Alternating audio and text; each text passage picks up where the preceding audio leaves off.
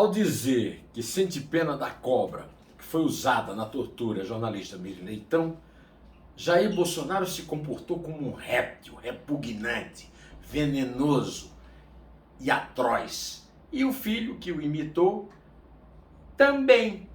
Este é o assunto principal desta segunda-feira, 4 de abril de 2022. Eu quero aqui agradecer a você que está voltando a nos ver depois de um fim de semana, que eu não fiz vídeos sobre o dia a dia, mas sim uma bela entrevista com o Almir Pazianotto, que foi ministro do Trabalho, presidente do Tribunal Superior do Trabalho, feito por uma visão panorâmica e imparcial sobre a questão da sucessão da eleição presidencial, e também ainda o Dois Dedos de Prosa sobre os 58 anos do golpe de 64, capturado num momento por um documentário do Camilo Tavares, filho do jornalista Flávio Tavares. Eu quero aqui agradecer com muito empenho as pessoas que me acompanham aí e também lhes prometer falar sobre o passamento de Lígia Fagundes Telles, uma grande escritora que não foi, ela continua vivendo. Bom, mas vamos começar pelos Bolsonaro. O Jair Bolsonaro, fazendo uma gracinha que não tem graça nenhuma, já disse que tinha pena da cobra quando a jornalista Miriam Leitão, colunista de economia do Globo, contou a Luiz Cláudio Cunha, um repórter que tem um passado bastante glorioso e um futuro pela frente, né? A forma como usaram uma jiboia lá na Grande Vitória, no Espírito Santo, para torturá-la à época em que era militante do PCdoB, junto com o então marido, o Marcelo Neto, pais que são do Vladimir Neto, que é jornalista da TV Globo e que escreveu um livro sobre a Operação Lava Jato. A comparação estúpida, dizer que sente pena da cobra, com a confissão. Os bolsonaros são répteis, são rastejadores e são covardes. Covardes defensores da censura e da tortura.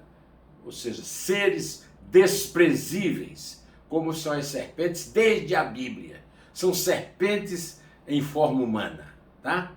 Bom, por falar nessa serpente em forma humana chamada Jair Bolsonaro, o filho está aí ameaçado de ser caçado. Eu duvido, porque eles têm maioria lá no Congresso. Mas vamos ver, né, como é que vai rolar.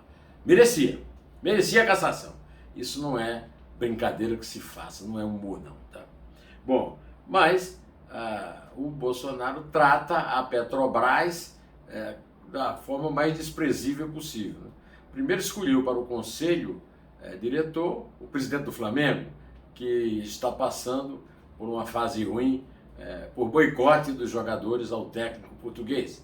E aí o presidente do Flamengo teve a oportunidade de fazer demagogia com a torcida do seu clube, dizer, não, eu preciso aqui ficar no Flamengo. E para a presidência da empresa, o Adriano Pires, um especialista, respeitado pelo chamado mercado, mas que tem aí óbices, como diriam os militares do tempo da ditadura, para a sua nomeação, uma vez que deu consultoria para empresas fornecedoras da Petrobras. O que é certo é que a Petrobras está acéfala, porque o Bolsonaro demitiu o presidente, o general Joaquim Silva e Luna, criou uma grande crise entre os oficiais da ativa e não resolveu o problema, porque, por incrível que pareça, o melhor emprego do Brasil, que é a presidência da Petrobras, está sendo recusado pelo Adriano Pires, por causa da péssima repercussão, excelente repercussão no mercado, mas péssima repercussão política, e o presidente do Flamengo bajulando a torcida, né, depois de uma derrota lamentável para o Fluminense, também insinuando que vai cair fora, né? Bom, meus amigos, eu tenho também uma notícia muito triste a dar aqui. Lá na chamada Grande São Pedro, em Vitória, no Espírito Santo, o Wellington da Silva Dias, de 24 anos, na noite de sábado, dia 2 de abril, rendido, com as mãos para o alto, foi atingido por 2 projéteis disparados por um policial com revólver. Não há defesa para esses policiais, não havia ameaça, não havia legítima defesa, não havia nada, não há defesa. Até porque balearam na perna um rapaz que tentava socorrer a vítima, que morreu. É um absurdo isso que está acontecendo, e vem no mesmo dia em que Tarcísio de Freitas, o candidato de Bolsonaro ao governo de São Paulo, fez uma declaração para lá de infeliz, mas para lá de infeliz, ao comparar a polícia de São Paulo ao dizer que a polícia de São Paulo está a serviço do primeiro comando da capital, do PCC, que é uma grande quadrilha, uma grande organização criminosa que opera em São Paulo.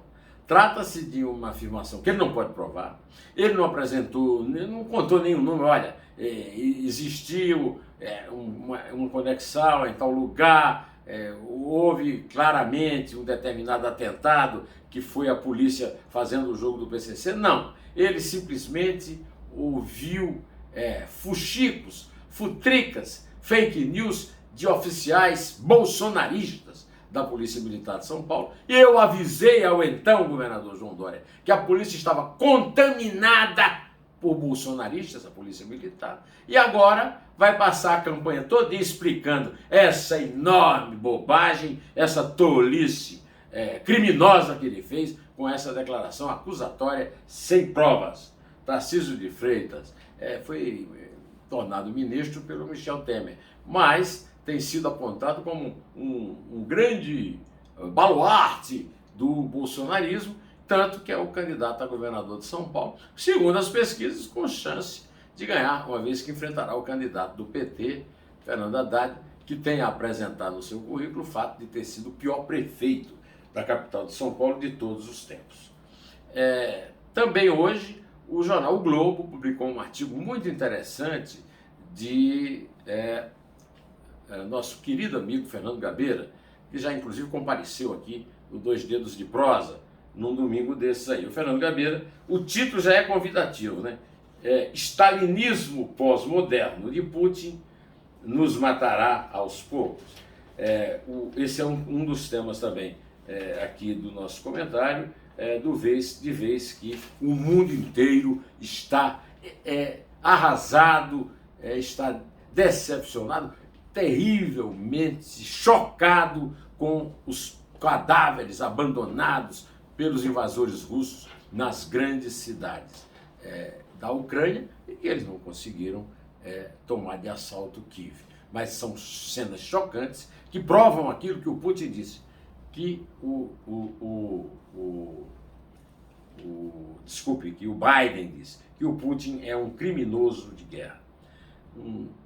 Quero aqui registrar o suicídio assistido, resolvido por Alain Delon, que foi um galã da minha geração, o homem mais bonito durante a minha adolescência, e que era o galã do filme Il Gattopardo, de Luchino Visconti, que é o filme que está ali entre os meus 5 melhores de todos os tempos. Mas enquanto o Alain Delon tem lá seu suicídio assistido, nós comunicamos aqui a saída aqui da nossa companhia, da grande, da genial escritora Lígia Fagundes Telles.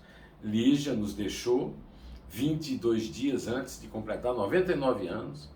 Lígia era paulistana, teve uma carreira que começou pela Faculdade de Direito, do Largo de São Francisco, uma carreira como procuradora, foi mulher de um dos grandes heróis da democracia no Brasil, Goffredo Telles Júnior, e mãe de um filho dele, que também ela perdeu durante a vida, Goffredo Telles Neto. E a Lígia foi uma escritora veneradíssima, ela ganhou o prêmio mais importante de todos os prêmios de literatura em língua portuguesa, que é o Prêmio Luís de Camões, que é concedido lá em Portugal.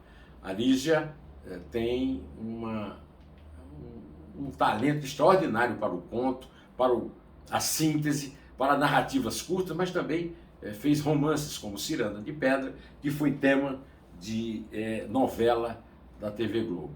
A perda da Lígia é bastante lamentada por todos os brasileiros que têm um mínimo de talento e um mínimo de bom gosto e que não se comportam como répteis, como aqueles que nós abrimos aqui. A Lígia não morreu, a Lígia vive. Bom, direto ao assunto. Em pé.